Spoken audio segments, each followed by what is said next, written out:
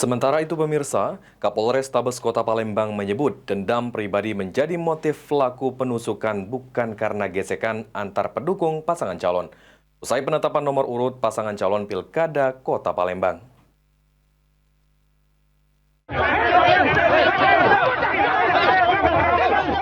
Keributan yang terjadi pada hari Senin seusai pengundian dan penetapan nomor urut pasangan calon di Pilkada Kota Palembang mengakibatkan 2 orang terluka. Kapolres Tabes Kota Palembang Kombes Pol Haryo Sugihartono mengatakan setelah diadakan pendalaman keributan tersebut tidak ada hubungan dengan pilkada. Motif keributan tersebut tentang masalah pribadi, yakni mengenai pekerjaan yang sebelumnya antara korban dan pelaku.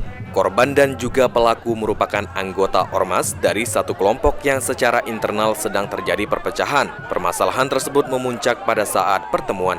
Pendalaman ini tidak ada hubungannya dengan kepesertaan antara tersangka dan korban.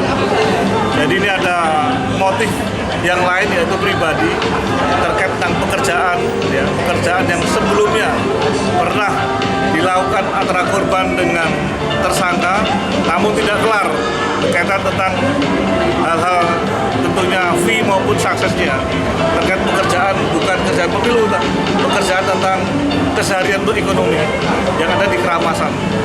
Dan kebetulan yang bersangkutan adalah ormas dari satu kelompok di Kota Palembang yang memang secara internal ada perpecahan. Ditambahkan Kombes Pol Haryo Sugihartono, ada 2 korban yaitu Jama Udin saat ini sedang mendapatkan perawatan dan anggota polisi yang terkena pada saat ingin melerai. Pelaku telah diamankan pada malam hari beserta barang bukti sehingga motif yang melatar belakangi kejadian tersebut diketahui. Ilham Wahyudi, PAL TV.